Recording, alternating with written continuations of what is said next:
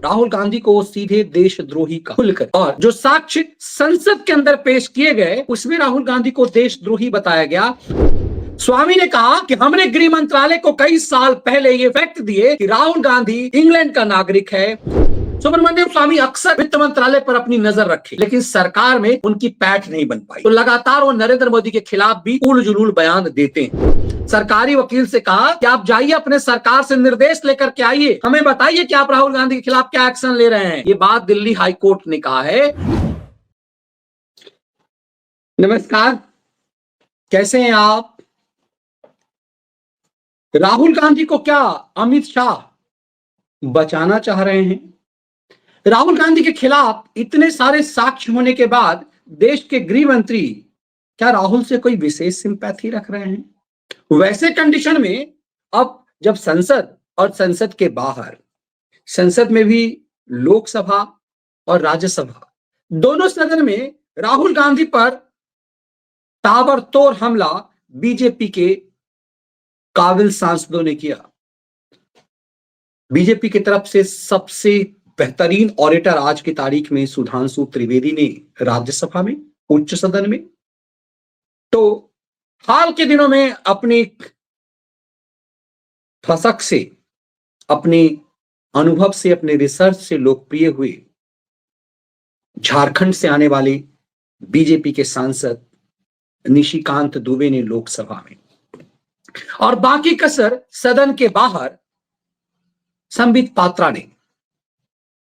पात्रा ने तो राहुल गांधी को सीधे देशद्रोही कहा खुल करके, और जो साक्ष्य संसद के अंदर पेश किए गए उसमें राहुल गांधी को देशद्रोही बताया गया, और ये कहा गया कि यह व्यक्ति भारत का हित चाहने वाला तो हो ही नहीं सकता क्योंकि भारत द्रोहियों के हाथ में खेल रहा है। ये बात तो संसद की हुई, लेकिन संसद में राहुल गांधी की विदेशी नागरिकता पर कोई सवाल नहीं उठाया गया कि राहुल के खिलाफ इतने गंभीर साक्ष्य हैं जो अदालत में दिए गए हैं।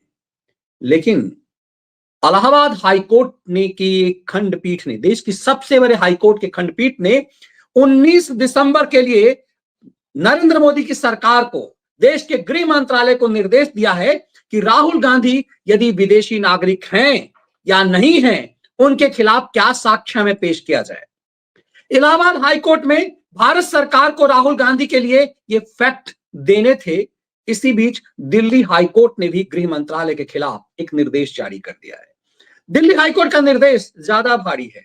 इसी दिल्ली हाईकोर्ट ने 1 महीना पहले कहा था कि यह मामला चूंकि इलाहाबाद हाईकोर्ट में भी है, इसलिए हम इलाहाबाद हाईकोर्ट के फैसले का इंतजार कर रहे हैं।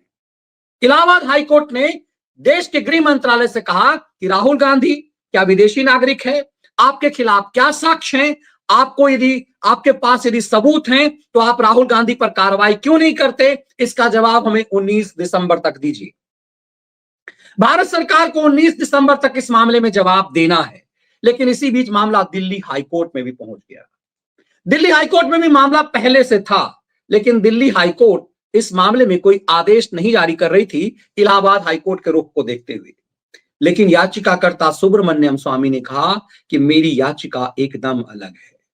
स्वामी ने कहा कि हमने गृह मंत्रालय को कई साल पहले ये फैक्ट दिए कि राहुल गांधी इंग्लैंड का नागरिक है और इंग्लैंड के नागरिक होने के खिलाफ, उसके खिलाफ सबूत हैं। ऐसे में राहुल कोई सामान्य व्यक्ति नहीं है, राहुल इस देश में अब नेता प्रतिपक्ष है, सालों से वो इस देश में मेंबर पार्लियामेंट है, और एक मेंबर पार्लियामेंट भारत का यदि विदेशी नागरिक है तो ये देश के लिए खतरा है। सुब्रमण्यम स्वामी बिना साक्ष्य और सबूत के कुछ भी नहीं बोलते। सुब्रमण्यम स्वामी के साक्ष्य और सबूत ऐसे होते हैं कि हेकड़ी टाइट हो जाती है सोनिया गांधी की। जिस सोनिया गांधी को एंटेनियो माइनो मात्र कह दिया अर्नब गोस्वामी ने अपने चैनल पर, तो अर्नब को जेल जाना पड़ा क्योंकि उस समय महाराष्ट्र में कांग्रेस की अगुवाई वाली सरकार थी। अर्नब गोस्वामी को जेल जाना पड़ा सिर्फ इसलिए कि कांग्रेस को लगा कि उसकी मालकीन का अपमान अर्नब ने किया है। लेकिन जिस स्तर तक जाकर के सुब्रमण्यम स्वामी सोनिया गांधी का अपमान कर चुके हुए हैं, ना जाने क्या क्या शब्द इस्तेमाल करते हैं सोनिया गांधी के उपनाम को लेकर के। सोनिया गांधी के शादी से पहले के उनके पेशे को लेकर के ना जाने क्या क्या सुब्रमण्यम स्वामी कहते हैं। कांग्रेस ने कई एफआईआर दर्ज किया, लेकिन कभी सुब्रमण्यम स्वामी पर कोई एक्शन नहीं लिया। उसी सुब्रमण्यम स्वामी ने दिल्ली हाईकोर्ट में जो याचिका दी है, सुब्रमण्यम स्वामी ने कहा कि मेरी याचिका का वर्तमान इलाहाबाद हाईकोर्ट की याचिका से कोई लेना देना नहीं है, हमारी याचिका पर गृह मंत्रालय को आप नोटिस करिए। इससे पहले जो दिल्ली हाईकोर्ट के जज थे जिनके पास ये मामला था, वो प्रमोट होकर के सुप्रीम कोर्ट चले गए। जस्टिस मनमोहन दिल्ली हाईकोर्ट के कार्यवाहक मुख्य न्यायाधीश थे, अब वो सुप्रीम कोर्ट में 2 दिन पहले सुप्रीम कोर्ट के मुख्य न्यायाधीश बन चुके हुए, सुप्रीम कोर्ट के न्यायाधीश बन चुके हुए हैं। ऐसे में दिल्ली हाईकोर्ट के कार्यकारी चीफ जस्टिस ने एक बड़ा निर्देश दिया है।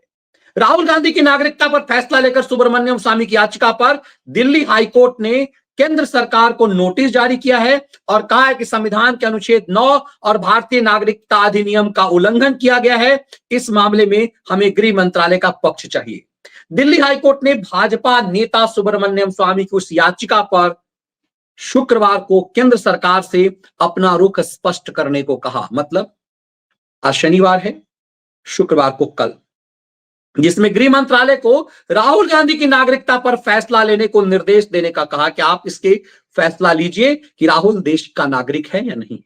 अब सोचिए, कांग्रेस के चंपू, कांग्रेस के खैराती कह रहे हैं राहुल गांधी की नागरिकता पर सरकार फंसा रही है।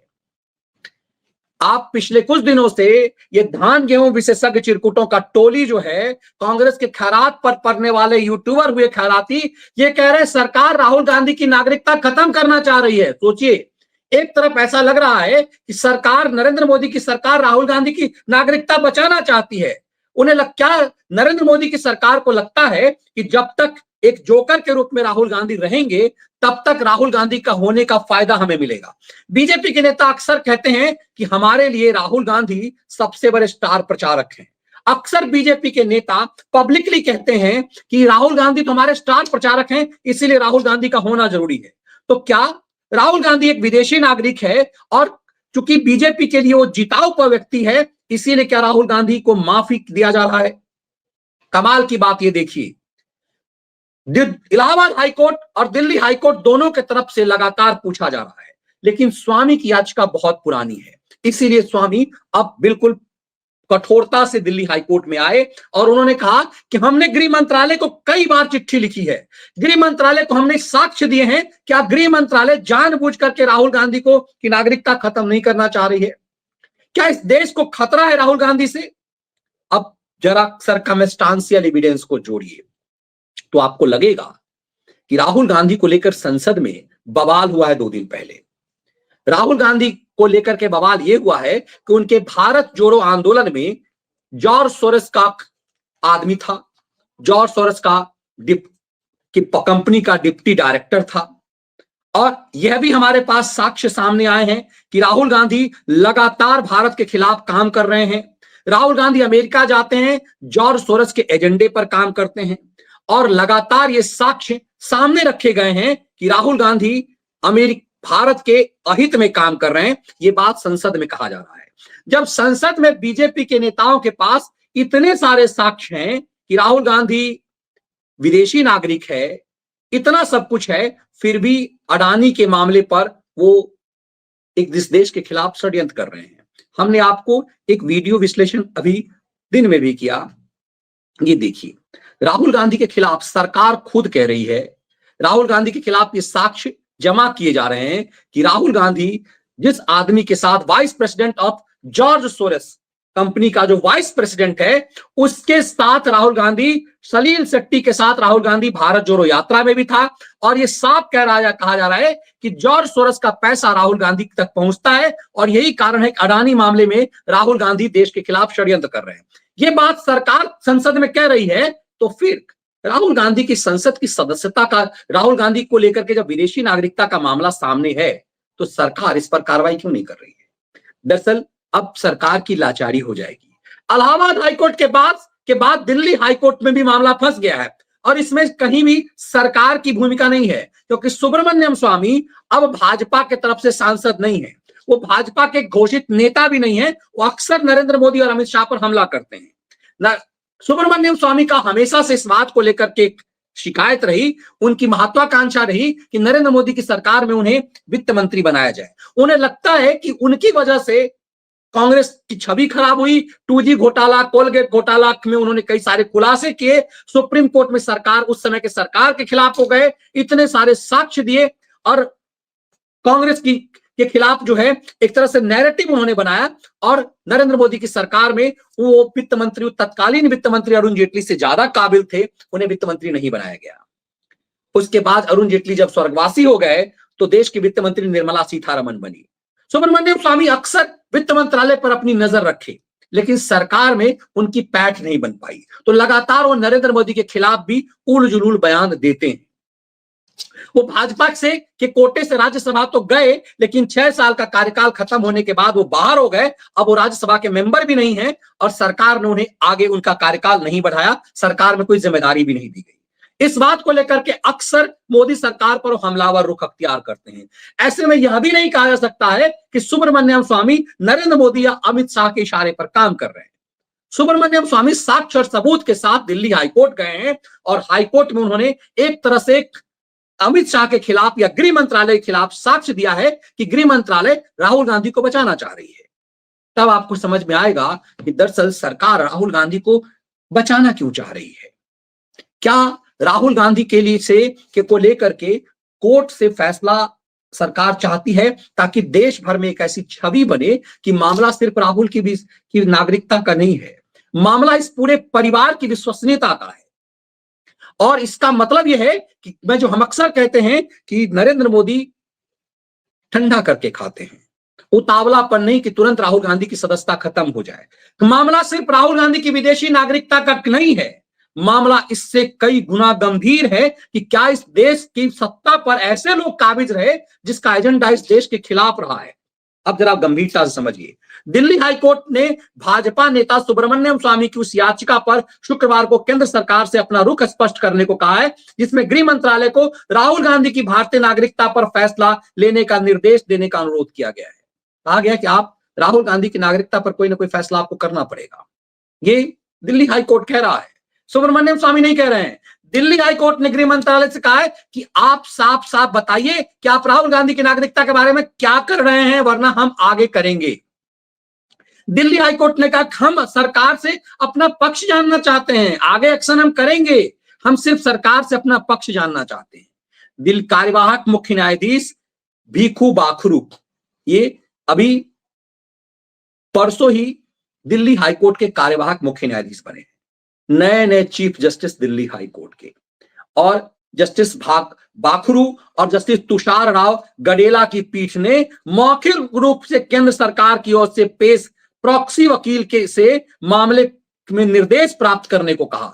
सरकारी वकील से कहा कि आप जाइए अपने सरकार से निर्देश लेकर के आइए, हमें बताइए कि आप राहुल गांधी के खिलाफ क्या एक्शन ले रहे हैं। ये बात दिल्ली हाईकोर्ट ने कहा है कि आप बताइए कि आप राहुल गांधी के खिलाफ क्या एक्शन ले रहे हैं, और यदि आप एक्शन नहीं लेंगे तो हमें आगे कार्रवाई करनी पड़ेगी। तो इसका मतलब यह है कि अमित शाह और गृह मंत्रालय अब बहुत दिनों तक राहुल को बचा नहीं पाएंगे। ये कहा जाता है कि जब अटल जी देश के प्रधानमंत्री थे तो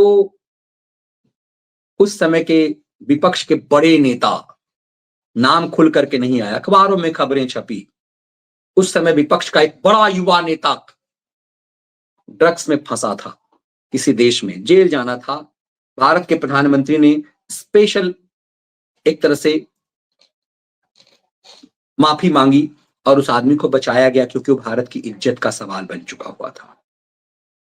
ये पब्लिक डोमेन में है कि तत्कालीन प्रधानमंत्री ने कैसे बचाया था देश के एक विपक्ष के एक बड़े युवा नेता को, और सबको पता है कि वो युवा नेता कौन है। पब्लिक डोमेन में पब्लिकली ये नाम नहीं आया, लेकिन साक्ष्य और सबूत काफी आए।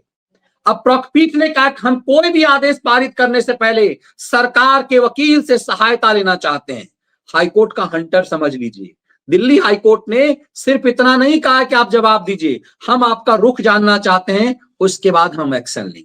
क्योंकि दिल्ली हाईकोर्ट में सुब्रमण्यम स्वामी ने कई सारे साक्ष्य दे दिए हैं और वो साक्ष्य बता रहे हैं कि राहुल गांधी ब्रिटिश नागरिक हैं, और राहुल गांधी के ब्रिटिश नागरिक होते ही उनकी भारत की नागरिकता खत्म हो जाएगी।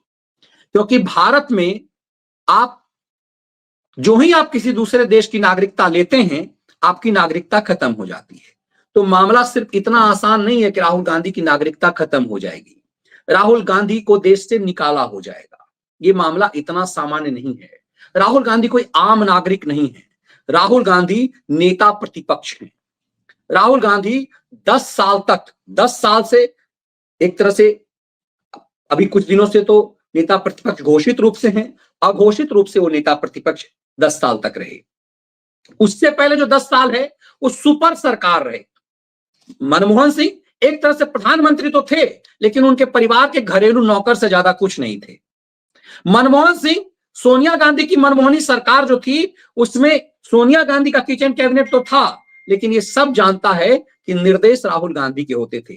ठीक वैसे ही जैसे 70 के दशक में कहा जाता है कि प्रधानमंत्री इंदिरा गांधी तो थी, लेकिन सब काम संजय गांधी के निर्देश पर होता था। तो वैसे ही यूं ही नहीं, राहुल गांधी ने एक पूरा कैबिनेट के अध्यादेश को फाड़ करके डस्टबिन में डाल दिया। यह प्रेस क्लब ऑफ इंडिया में हुआ और उस समय मैं खुद उस प्रेस कॉन्फ्रेंस में था। दिल्ली के प्रेस क्लब ऑफ इंडिया में अजय माकन की प्रेस कॉन्फ्रेंस चल रही थी और एकाएक एक फोन आया और राहुल गांधी को वहां अवतरित हुए और राहुल गांधी ने उस प्रेस कॉन्फ्रेंस में आकर के पूरा अध्यादेश को टुकड़ा टुकड़ा कर दिया। मनमोहन सिंह उस समय विदेश में थे और भारत सरकार, उस समय की सरकार, एक अध्यादेश लेकर के आ रही थी जिसमें माफियाओं को, अपराधी जो नेता हैं, उनको सुप्रीम कोर्ट के आदेश से बचाया जा सके। राहुल गांधी की छवि बेहतर करने के लिए उस अध्यादेश को फाड़ करके फेंक दिया गया। मतलब राहुल गांधी सोनिया की मनमोहनी सरकार, जो मनमोहन सिंह के कैबिनेट से सुपर थे उस समय में, तो समझा जा सकता है कि 10 साल तक, 2004 से 2010 तक राहुल गांधी सुपर सरकार थे। और उस समय जब राहुल गांधी सुपर सरकार थे, उस समय वो ब्रिटिश नागरिक थे। साक्ष्य यही है कि 2003 से वो ब्रिटेन में कि जो दस्तावेज हैं वो बता रहे हैं, उससे पहले के दस्तावेज आए हैं कि जब राहुल गांधी पढ़ाई कर रहे थे तब भी वो ब्रिटिश नागरिक थे। तो क्या वो ब्रिटिश नागरिक आज भी हैं या उन्होंने ब्रिटिश नागरिकता सरेंडर कर दिया है?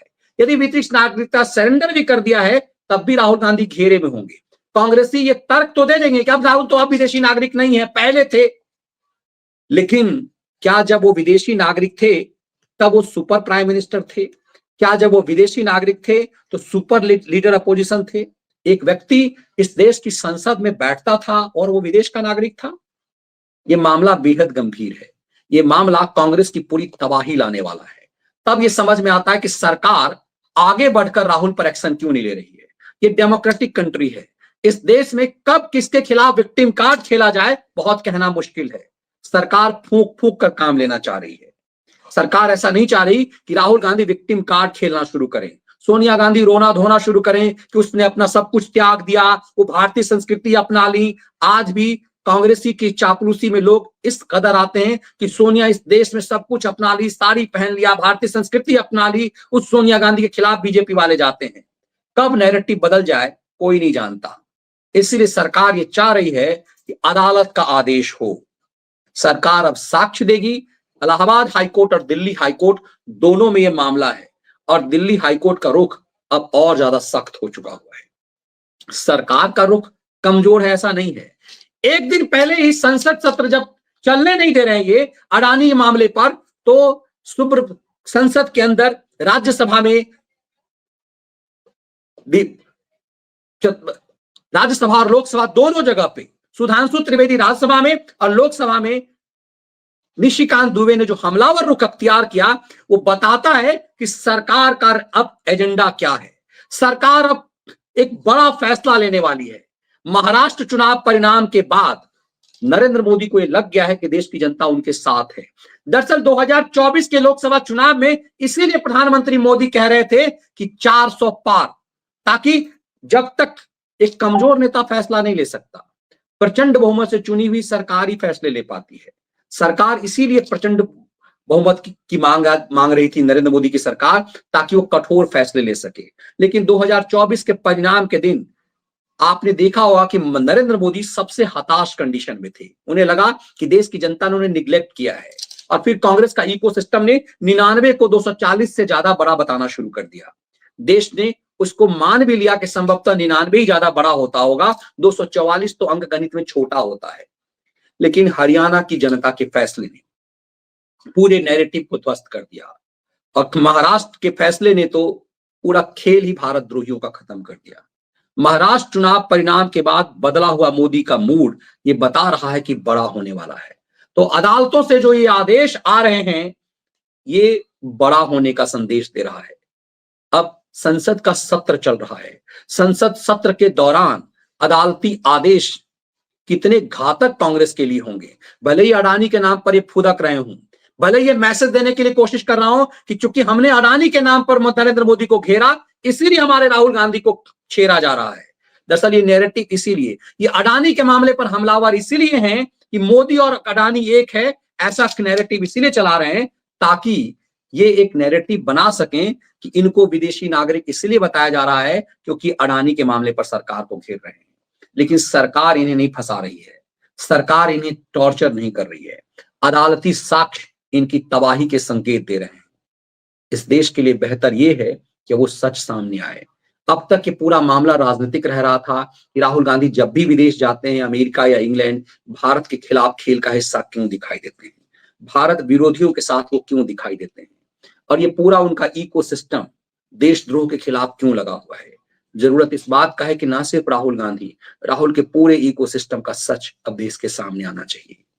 उम्मीद की जानी चाहिए कि आने वाले दिनों में इस सत्र के दौरान ही कोई अहम फैसला अदालत से आएगा और सरकार एक बड़ा हंटर भारत के खिलाफ साजिश को चलाएगी। यदि राहुल सचमुच विदेशी नागरिक हैं तो ये सिर्फ शर्म की बात नहीं है, ये सिर्फ दुखद बात नहीं है, ये देश के लिए खतरे की एक बड़ी घंटी है। आगे आगे देखिए होता है क्या। ये वीडियो विश्लेषण यदि आपको पसंद आए, इसके कंटेंट पसंद आए, इस वीडियो को ज्यादा संख्या में साझा जरूर कीजिए। बहुत बहुत धन्यवाद। वंदे मातरम।